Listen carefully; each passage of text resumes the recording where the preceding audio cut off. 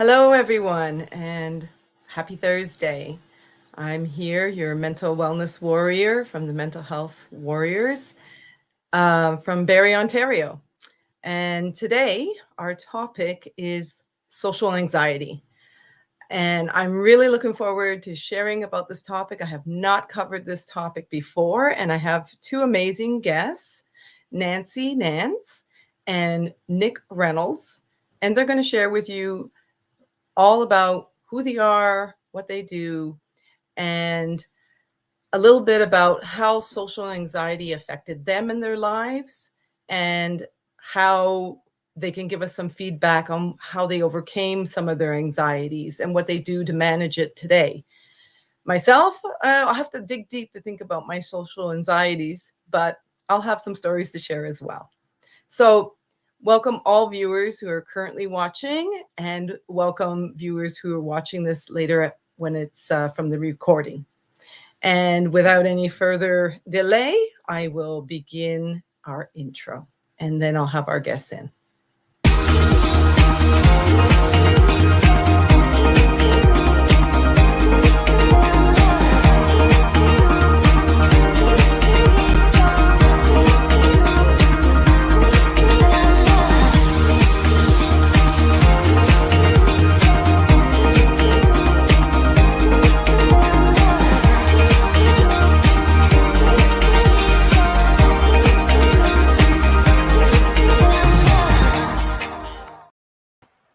And welcome back. Hello, Nancy. How are you? You're on mute.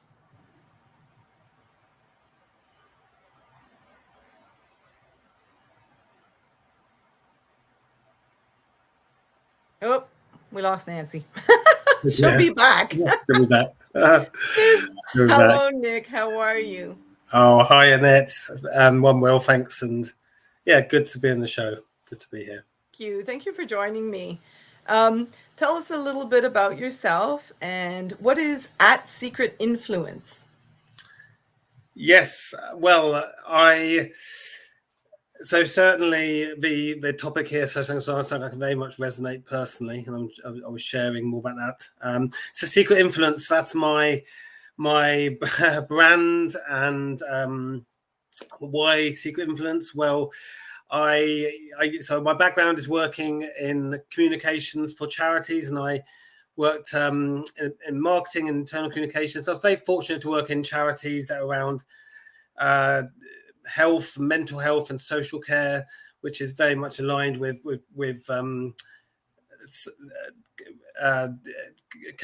charity work that very much I'm passionate about as subject. So I was very lucky to work in that area for many years. Then after a few redundancies, I started to work for myself and set up a Secret Influence brand, because I very much think that you have to be able to have impact and be able to have influence others in life to have the success you want, whether it's in a career or business or relationships. You have to positively have it influence others. And so I wrote a book about that, and then that's what my business is. I've got social media. I've got a YouTube channel, Secret Influence TV. I've written a few books around this. And yes, my business is copywriting and helping a lot of the work, mostly small business, a lot of coaches, consultants help build their brand. So that's what I do. And back to you. And you're based out of London, England, right? I am. Yes. I live in London. Lived here most of my life. I consider myself a Londoner. I wasn't born here. Oh, nice. Well, one day I'll have to get out there and visit England. Adam, our founder, he's always asking me, when are you coming to England? And I'm like, oh, yes, I'm working on it. Good old tour. Welcome back, Nancy. She's from Exceptional. Thank you. How do you say that? Exponential Joy. You got it. Exponential. Nice. So exponential is when you take Nancy. something and multiply it. I'm from Edmonton, Alberta, Canada, so I'm just down the road from you and a few thousand miles away. So exponential is when you multiply something.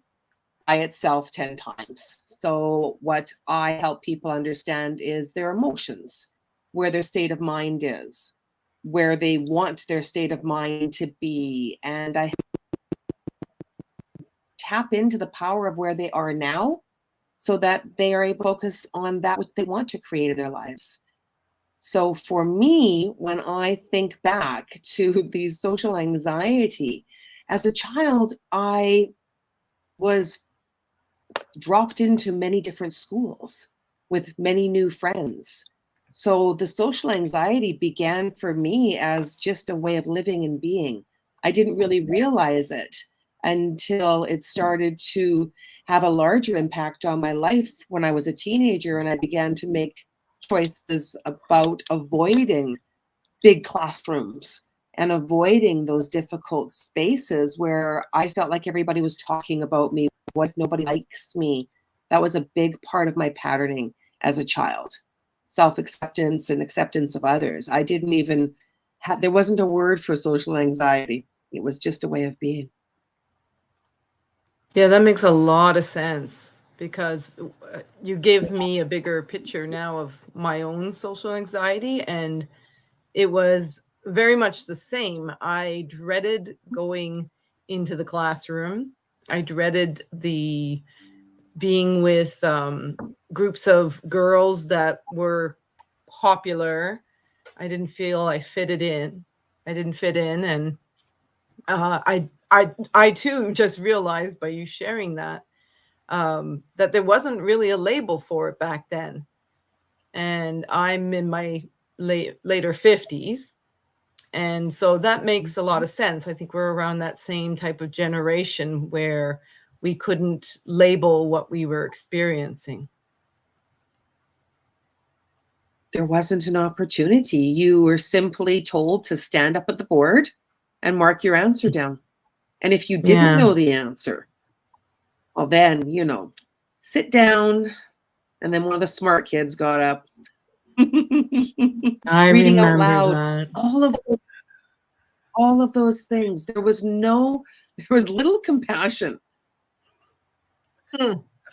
I think in those days everyone was expected to fit in and be and act, learn the same way, act the same way, and conform. And I think anyone who didn't fit that obviously would struggle. And I think that was I remember that from my days certainly.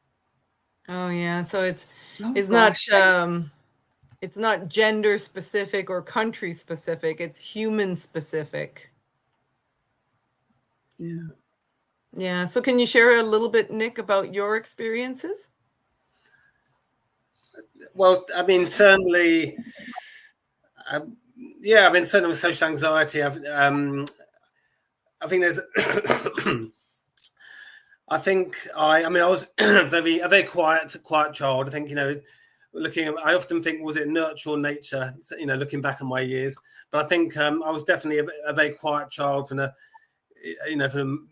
even from the moment I was sort of born. I was a naturally quiet child, very introverted, but and I'm dyspraxic, and I think I just was very quiet at school. And I think that there was a few things that happened with my younger years. My father left when I was about 4, and I think that's affected me.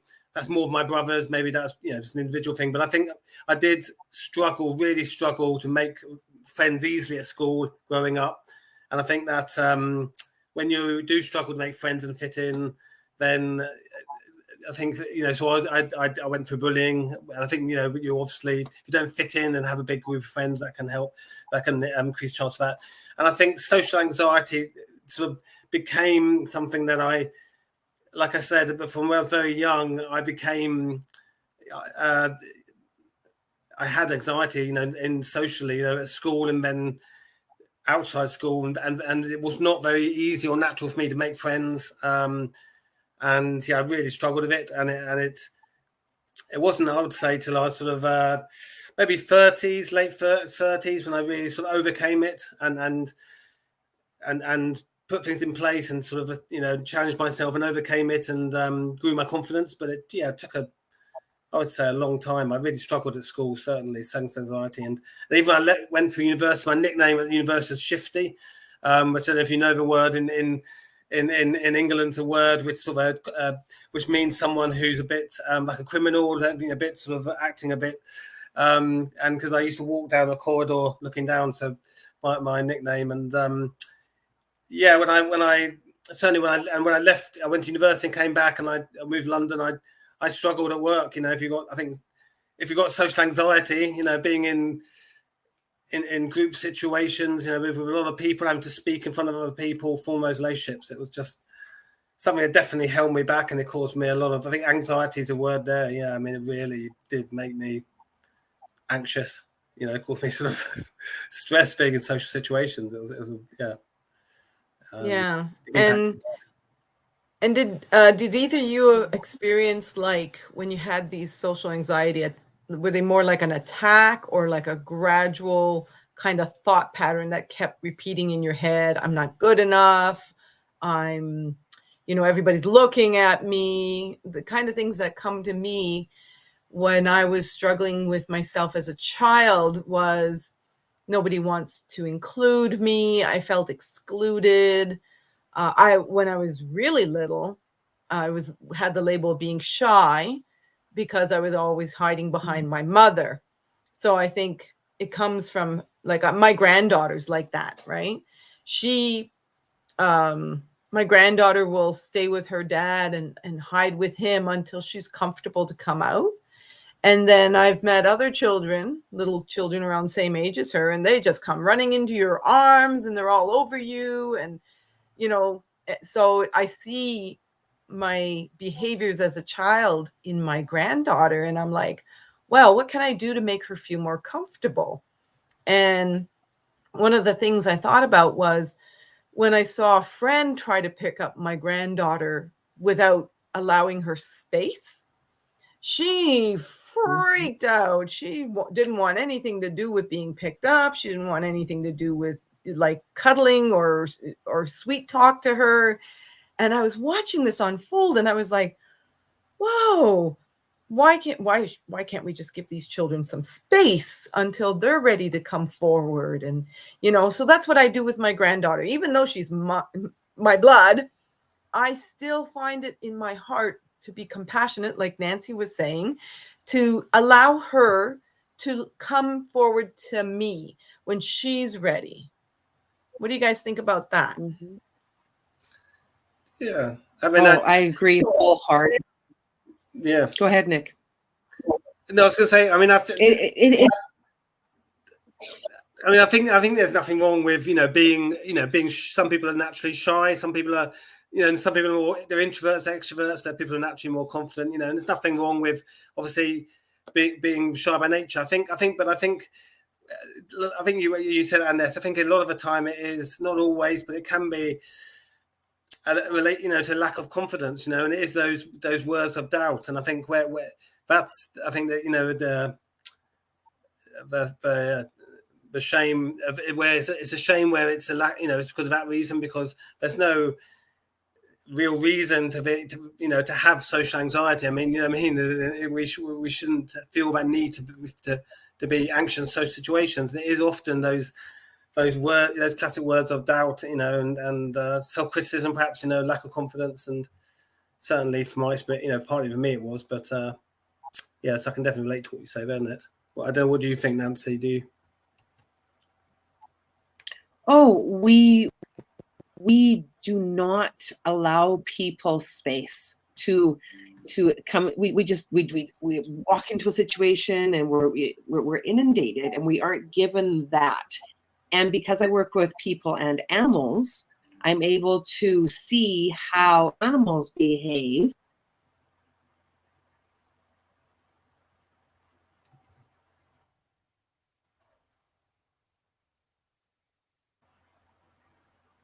Oh, I think we might have lost Nancy.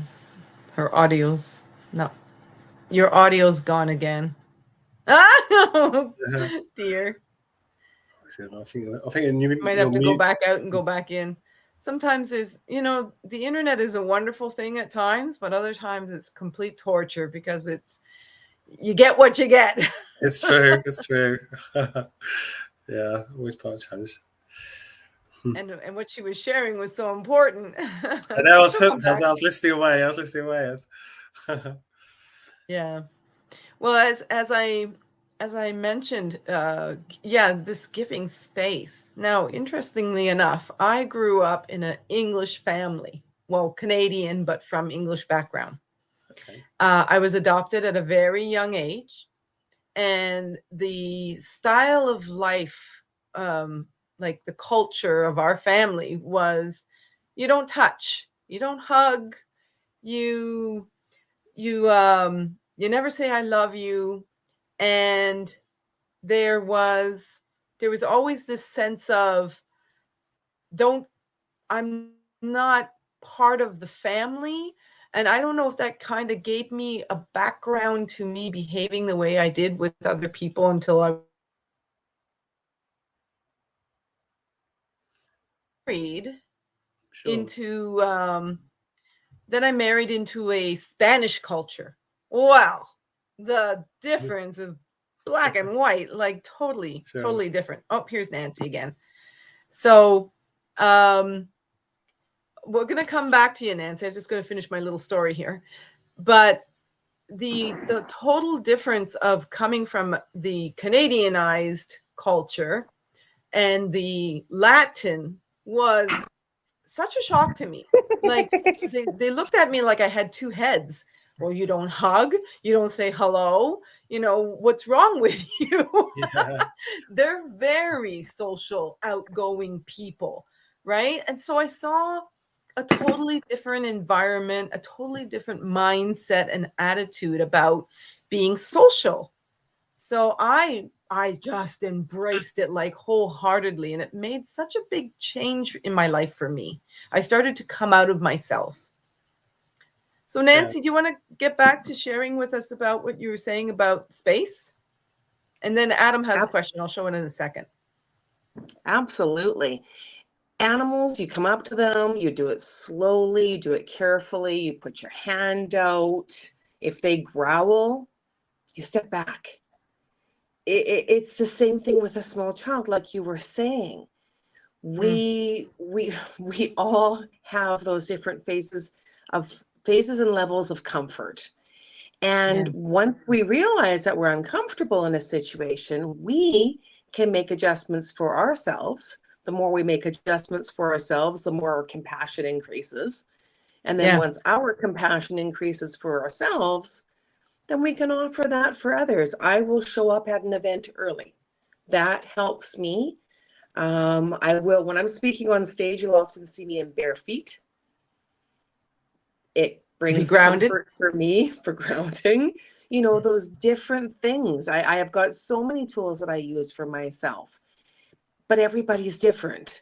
So it's about finding what works for you. And sometimes it's just by seeing someone else and then asking just that little question, this is what I'm struggling with. Is there anything you suggest? Yeah. Yeah. I see you nodding your head there, Nick. Yeah, no, I thought the comfort thing's interesting. Yeah, no, it's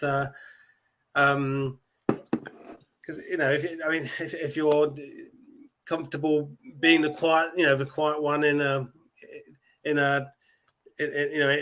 room, or say for example, then if you're comfortable with your being quiet, that's fine. If you're not, it's what you're comfortable with, and being comfortable in the situation, that's an important thing. I think that's something. I think that's a very good point there. I think with me, I wasn't comfortable, and that's why I knew I had to change it, because it's an uncomfortable feeling in social situations. But I think it's a good point, Nancy. I resonate with what you say about. Yeah. Well, I'm going to put up Adam's question here because it's a very good question. And a long time ago, when I was coming through all my mental health issues, I studied a book called on anxiety, a workbook on anxiety, because I struggled with a lot of anxieties. And they describe the difference between anxiety and paranoia.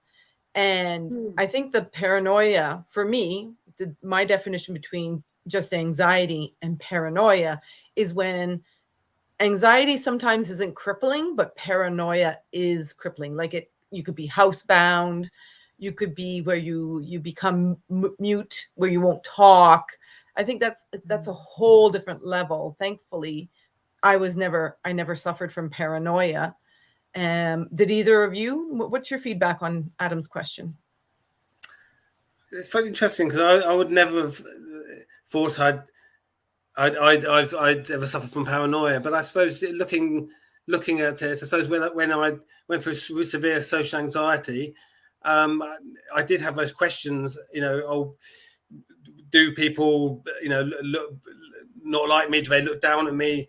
Will I not be good enough? And I goes, if you think of it logically, there's a sort of almost, you could almost say there's a paranoia aspect to the way that think people are thinking negatively about me all the time. Look at it. So I can see Adam's point,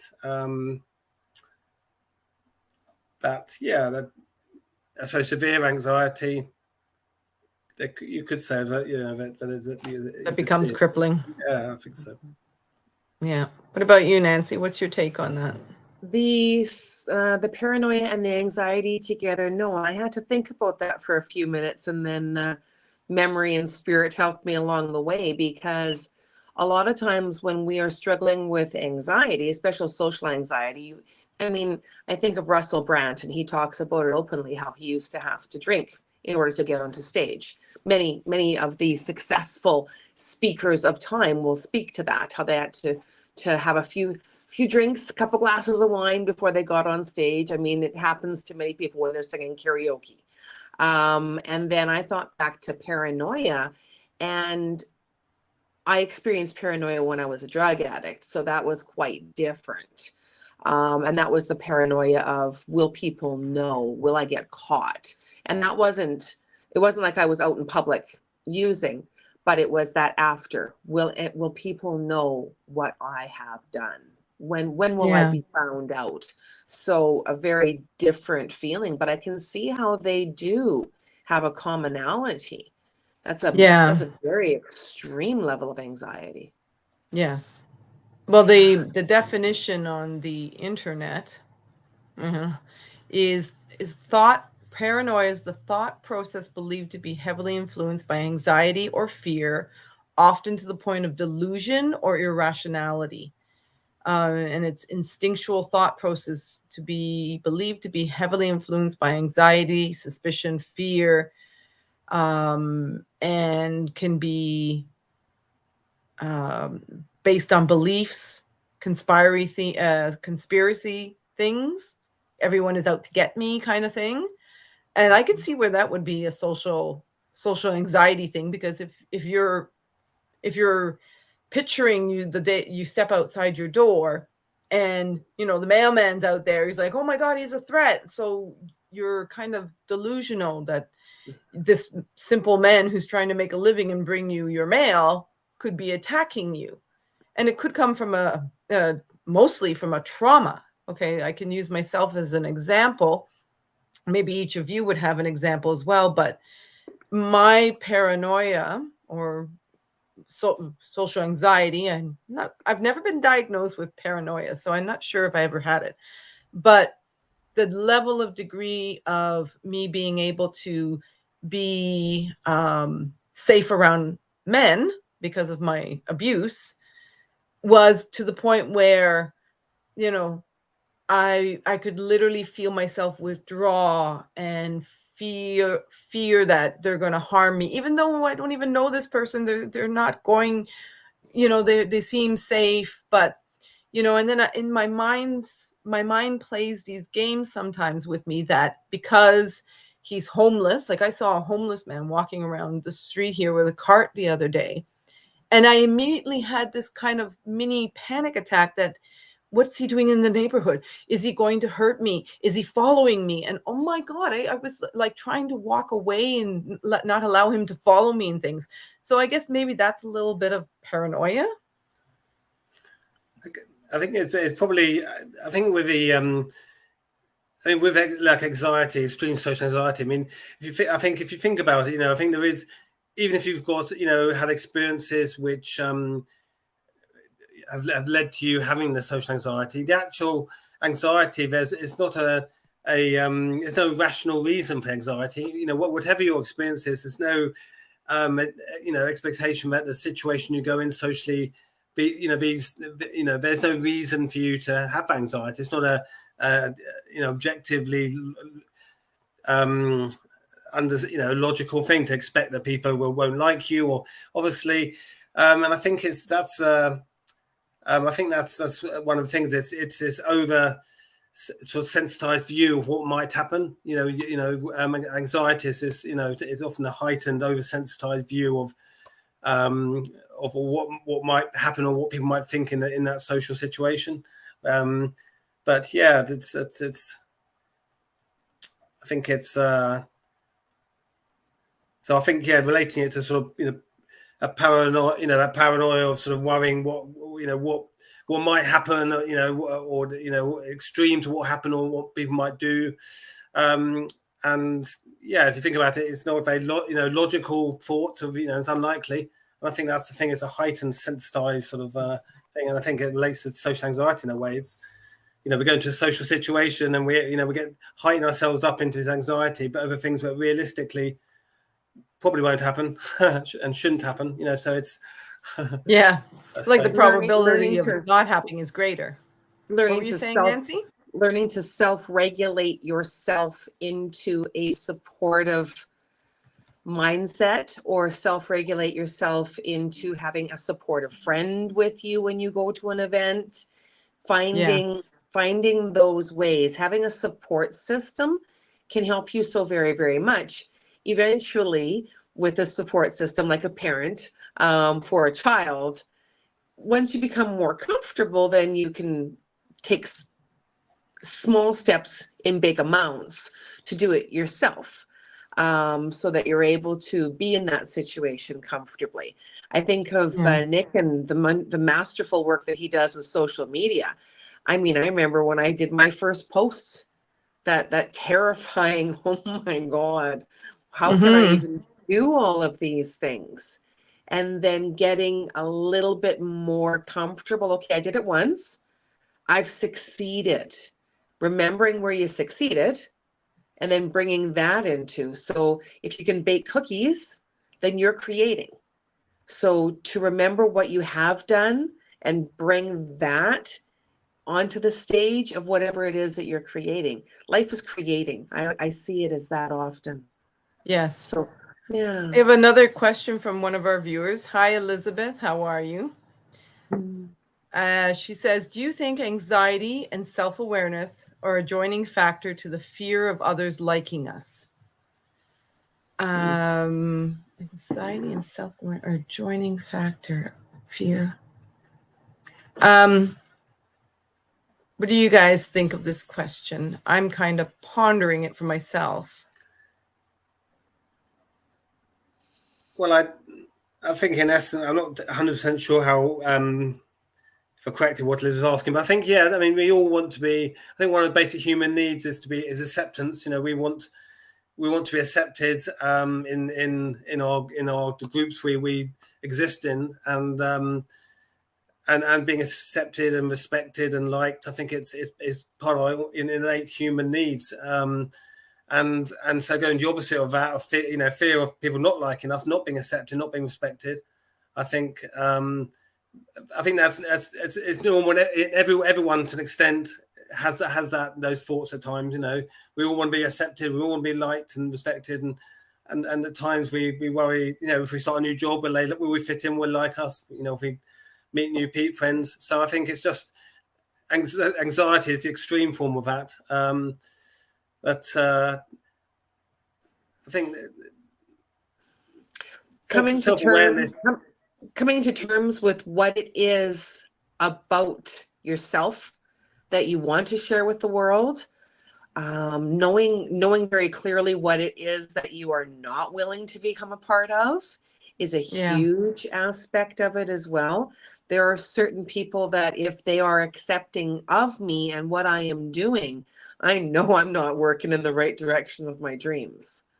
So I think that there is a joining factor, and knowing that self-awareness, knowing what I want Yeah, to be accepted Elizabeth for. says the point of the question is to ponder the anxieties. So Yes. From my experiences over time, doing the self-love exploration that I've done for myself, the anxiety lessened.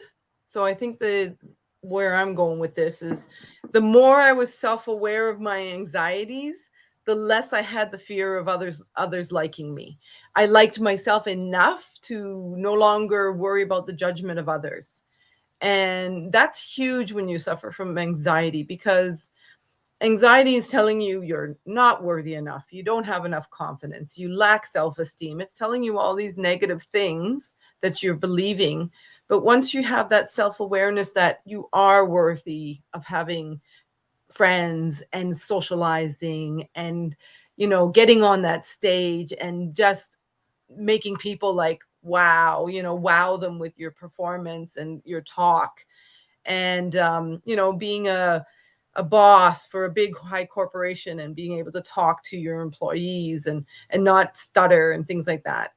I think self-awareness is key to getting through your anxieties. Absolutely. And yeah, like Nick says, it's the whole thing of our basic need as human beings is we want love and we want to be loved, which includes being liked. Yeah, I think so.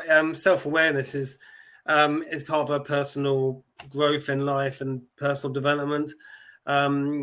Self-awareness is key. The more we understand our own strengths and but also perhaps areas where we've of areas that hold us back. Things which the more we are aware of what areas we struggle with, but things we do well in, and what we like doing, what we don't like. Well, it's knowledge is power, and I think knowledge in this case is self-awareness. It gives us power to move forward and reach our potential in life. I think definitely self-awareness is a really powerful thing, and I think in a journey of self-improvement in life, that which I think everyone in life wants to improve themselves and develop themselves and move forwards. And I think self-awareness is a key part of that. Yeah, and the more we understand ourselves, and the more likely we are to reach those goals we want to. So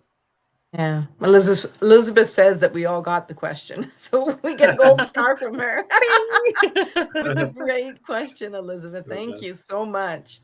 I don't know the first name of Believe in Yourself, who's joined us through YouTube, but she's brought up something very interesting about anxiety. Like, what is it about a fear of being liked or not liked? First of all, she addresses. And then she talks about how anxiety can be weaponized as psychological warfare, self-awareness together with self-acceptance, self-love. And, I want to touch on that a little bit, because we are each mentors, authors, speakers, and we bring out and give knowledge of what our experiences to help others. So, can anxiety be weaponized? Well, media does feed on our fears, first and foremost, and I'm not shy to speak about that. And also, our families unconsciously can feed on our fears. But it's our responsibility. This is how I deeply feel about myself. It's my responsibility not to buy into that, right? Self-love is the key to that. And I thank you so much for stating that stuff. But we're all in charge of not allowing the media and others to grow our anxiety. Yeah, I think following what you said, I mean, certainly, yeah, there's an interesting one to weaponize. I mean, I think I agree. The media potentially, it could be said, uses certain techniques to make to create anxiety with the types of stories it shares, the the type, and the type of problems we have in society and the world and how it affects us. Yeah, is it a true perception of the world we live in? Of it, does the media portray reality, or is it a certain perspective of things? But there could be said that, I agree, the media deliberately, potentially, or does create a state of anxiety through the types of stories it shares. I think that's certainly interesting. Yeah, it's an interesting topic off of social anxiety. Topic, yeah. But this is Robert. He's a long-term guest, and he's been in conversations with me on many shows, and he always has a very interesting topic to talk about in each subject. And the thing I find most about anxieties, social anxieties, is what do you like? There's those triggers, and I always say, be cautious of what I'm talking about, because it could trigger somebody. But there's those triggers, and triggers are there to sell, right? When you see that commercial come on television and it triggers you with an emotional response, that's why I'm big on educating people about, oh, Nancy's back. I'm so big on educating people that learn not to buy into everything and don't waste your money on it, because just like, insurance companies and what do you call it, security companies, they sell you fear that somebody's going to break into your home and they're making millions off of this. But what's the likelihood of you being broken in on? I mean, there's how many people on the planet, and if you were to do statistics, right, how many people actually been broken in over your lifespan? So yeah, there's a big, if you want to call it, warfare on anxiety, but it's us looking after our mental health, helping to end these stigmas that give us strength in numbers. Like I'm glad that you're both on here. What's your take on this? I'll go on and on. Marketability of fear, the marketing of fear. I mean, that's a big one. If you're not afraid of something, just turn on television and wait for a few commercials. Yeah. I mean, it's just part of it. It's rampant. It's absolutely rampant, and it happens. I mean, there's a shortage every day of something. We can go back to toilet paper a few years ago, and then chicken, and then pork, and then there were the carrots.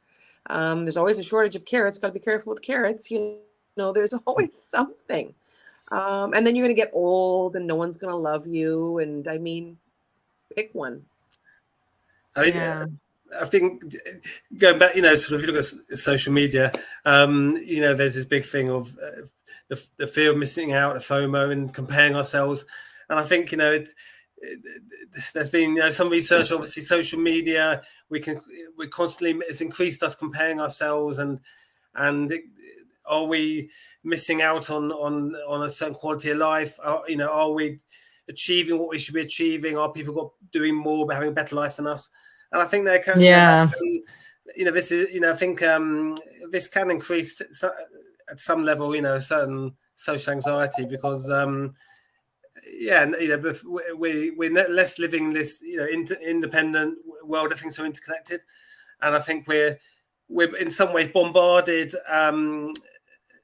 with information on and everyone's sharing their lives and what they're doing, and it's a bit of a fake perspective. We know it's not really.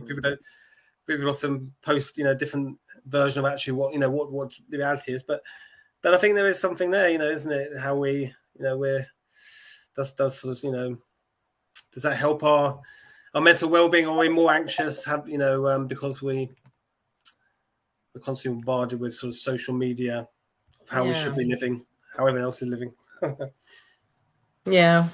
Well, with you, Nancy, and you talking about 10 timesing your joy, I guess a lot of people with social anxieties can't find a lot of joy in their life. Can you share a little bit on that? It's about understanding the power of we say positive so often, but expansive emotions. So joy is the ultimate joy, bliss, all of that wonderful, that feel good feeling. Hope is exponentially powerful as well. Hope, resilience, looking at the possibility.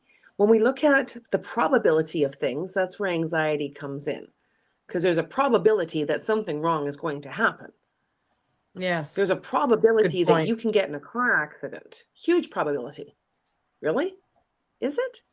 There's a mass possibility that you can make it safe. Mass possibility. How many times have you safely driven to work? But when you get in a car How many times accident, have you safely walked down the street? I mean, yeah, yeah, right? So if you think about the possibility and reframing your thoughts, that's something that takes a lot of practice to reframe your yeah. thoughts. It's possible that you'll meet a new friend as you're walking down the street. But then we can go right back to that same thought that you had. It's also possible a homeless man could kidnap you. Hmm. So which Yeah. thought feels better? Which Oh, absolutely. thought The first. feels That's the better? thing. They're both possible, but which one do you give the time to? It's like that, isn't there? The story of a wolf, Yeah. who you're feeding the wolf. Which, both Yep. everything you do, there could be a good outcome or bad outcome. So you could make a walk down, and a homeless person could kidnap you, or they could do something outstanding kind to you. And I suppose Yeah. both are possible, both scenarios all the time.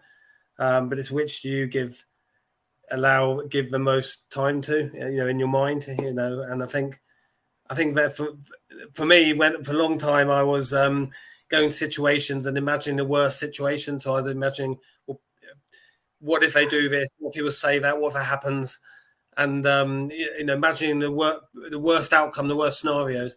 And then I realized, well, I've that that may happen. You never know what's going to happen. Good or bad outcome. But I thought I'm not going to.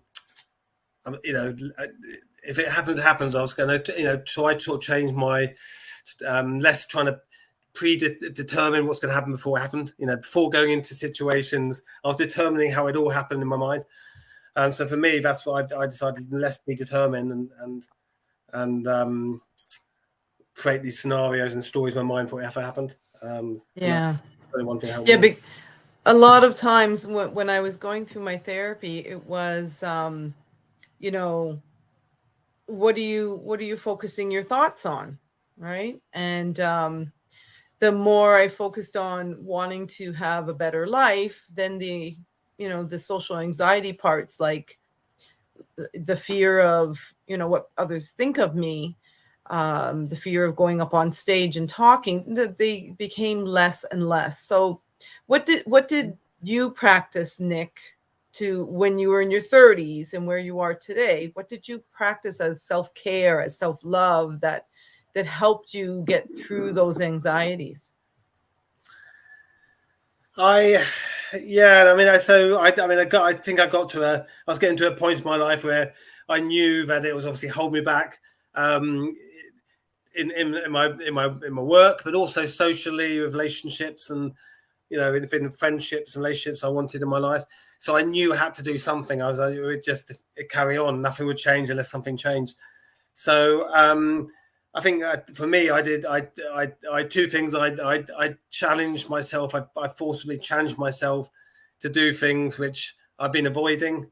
So I put, I knew I had to go put myself in those situations that I would avoid, found them hard. But also, I think yes, I tried to change my thinking to, well, even if who knows what will people think, who knows what will happen in that social situation. But if people do think that way, sort of so what, it's a very hard process for me to do this. But I did have some coaching and therapy, but it was about changing my mindset to so what, at the end of the day, the only power I have is is how, you know, how I react and you know, my own thoughts is the only thing. So it's just, you know, yeah, so what, you know, if a worst case scenario does happen and people don't like me or people say bad things or whatever, so, you know, so what, you know, it doesn't, at the end of the day, only I can, how I interpret it, how I react to that is the one thing I have under control. So that's what I did. Yeah, maybe. Yeah, I remember saying to myself, if somebody doesn't like me, that's their loss. exactly 100%. Oh, you, Nancy, same question. What kind of helped you get through those social anxiety moments? Like when we get on a plane, you're going on a plane, you're going to the airport, right? You're imagining the plane. Is it going to be on time? Is it going to be late? Which one do you want more so? As Nick was saying, which one's going to make you feel better? Are you going to feel better imagining the plane late? If that is your constant thought, well, you know, then you're going to be all amped up and you're all going to be worried. You're going to change the amount of enjoyment that you have with the flight. If you're worried, Right. then you can go early. There are so many things that you can do to change the outcome. So many things that you can do. You can wear something that makes you feel more comfortable. The clothing that you choose has a huge impact on the way that you feel. For me, it's crystals. I wear crystals. I carry crystals. Same with essential oils. I'm the one that walks into the room and everyone's like, what's that? Me. I'm the one that's soaked in Yeah. lavender and lemongrass and patchouli and whatever else it is that's going to give me some calmness. But what if everybody doesn't Yeah. like the way I smell? Well, then they can leave. There's a door. Yeah. I Yeah. can't adjust for the world, nor do I expect the world to adjust for me. Yes. I'm Very I'm good much point. more compassionate towards others. I'm much more compassionate towards others as well. So Yeah. we got ourselves trapped once again during the lockdowns with more anxiety. So here we are on the other side, with much more space between people often, but we can Yeah. begin to reach out to each other, offer more support to someone. When you enter a room and you see that someone else is socially anxious, it's a great opportunity because they're the person that might be the most welcoming. So nice to know that somebody else Yeah. is in the room feeling the same way. Find a Yeah. friend. I noticed social anxiety can get to the point of just simply, if I smile at a stranger, they cannot smile back and they avert their eyes. Like even that simplest thing, I think for me is a definition of anxiety, social anxiety, that we're part of the whole thing about having your phone in the hand all the time, and you know, you can relate to your phone better than you can relate to people, and there's got to be a fine balance there. So let me get each of you to tell what it is you're up to now. Like, are you writing any books, any shows, you know, speaking anywhere, you know, where people can contact you? And if there's something upcoming that you want to share with somebody to go to, or how to reach you, please share that now. You take the floor, Nick. Thank you. Yes, if people want to reach out to me or find out a bit more what I do, look at my website, nickronald.com, which has got about the books I've written and some of the events I speak at, or secretinfluence.co.uk, which is my Secret Influence brand website. I've got a YouTube channel, Secret Influence TV, where I interview people to share their stories, their expertise, to inspire and empower people. Yeah, I'm always I'm writing. I've written a couple of books. I'm writing. I love writing. I'm writing a couple of play scripts at the moment. I'm writing a book of short stories. So, and I'm writing another book about influence, which is my pet subject. I love writing and talking about. But yeah, if you Google me, lots of stuff comes up. It's easy to find out what I'm up to. But yeah, my website's the main way. Thank you. You're welcome. And you, Nancy? Website, same way, exponentialjoy.com. And the podcasts that I have are on Sunday evening, What Matters Most. And that's on my own Exponential Joy YouTube channel. as well as on the Mental Health Warriors on Mondays is Recover Your Joy. They're distinctively different. The Sunday night show is a lot more about spirituality and the special people that have impacted my life and the lives of those who I've been blessed to be able to share with. The Mental Health Warriors Recover Your Joy, I'm excited to meet new people with that. On Monday, I'm talking about transitory greatness. And that's a big talk So about your show's empathy on and Monday with respect. the Warriors? Yeah, Monday at noon, my time. So that's 6 p.m. London Yeah. time. Boy, those Yeah. time change. Those, Are you oh doing it boy, that's a weekly? challenge. Weekly, yeah. Weekly Very until nice. January, and then I'm gonna get some in the can while I go traveling so that I don't have to worry about finding an internet signal in Mexico. So, yeah. Nice. Well, you can always go back in the previous recorded um, YouTube ones, and you can, ask some of the guests that I've had on. Have them. They love getting on and helping out with the mental health, and all of us have Thank you. various people who've been on. Yeah, absolutely. Reach out to them. Yeah, I Yeah, will. I or my will. friends So on when Facebook. You'll see a lot of them. They'll want to okay. participate. I love Yeah, that. I love that. It's been because fun. it's interesting. I've met some wonderful people on the Mental Health Warriors channel. Like I really have. And I remember when I was on the Halloween special and I was sitting next to Ken at the time, Christopher Roche. He was dressed up as Ken, and I'm working with him. I'm working with him in accountability, and wow, we've got a good group work is wonderful, and that's one of the things that I'm creating are group workshops for people so that we can get more people together here Yeah. virtually, and then that can expand out into smaller pods personally. So Yes. yeah. Well, I've started watching these programs by, hold on, let me look them up here.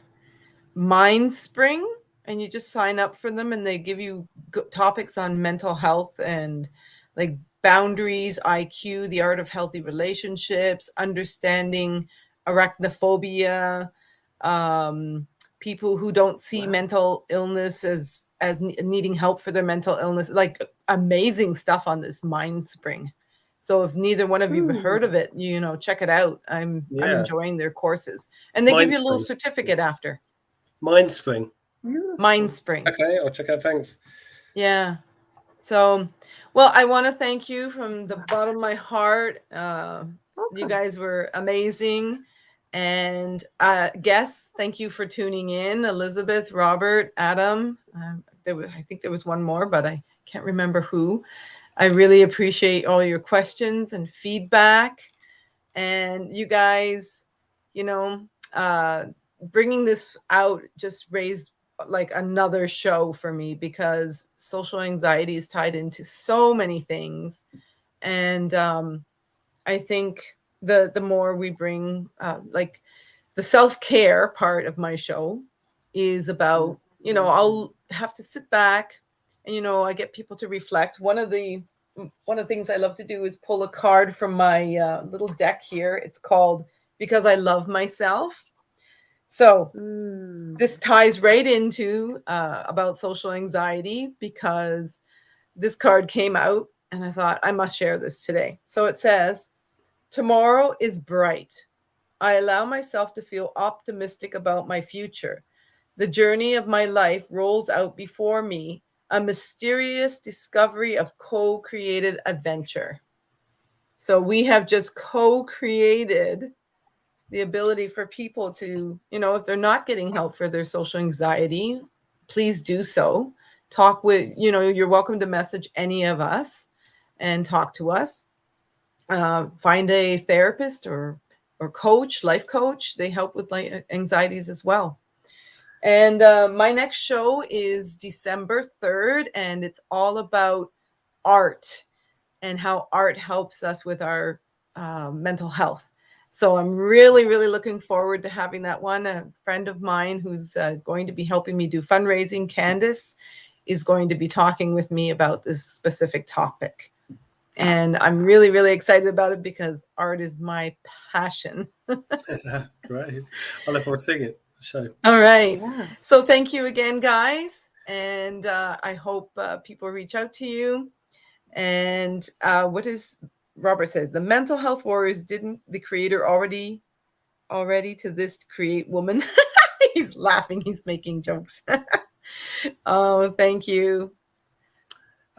great. Adam Yes, thank says he you. loves us all. Yeah, it's great to see you again, Nancy. Great to Great to see you great too. to It see you. really is. And this is fun. great to be on the show, Annette. I think, as Nancy said, I mean, it's collaborating, connecting with new people, forming friendships, forming groups, and talking about these issues. I mean, that's the way forward, isn't it? Really, in life, and Yes. have these conversations. Our light shines more light. You know. Of course, 100%. Yes, absolutely. Thank you. Together Thank you we are so greater. much. Definitely. Yes. Anyway, We are greater, the sum of all. it's true. It is true. Yeah. Yep. Okay. Sure are. Okay, guys. All right. Take Thanks. care. Have a great day. Take care. Thanks, And Annette. Thank you. Thanks, Nancy. Bye. Nice to see you both. Thank you. Bye.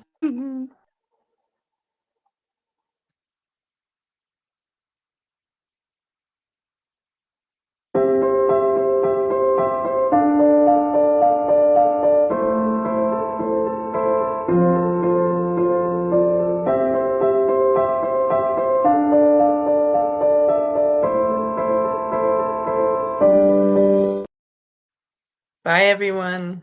Stay well.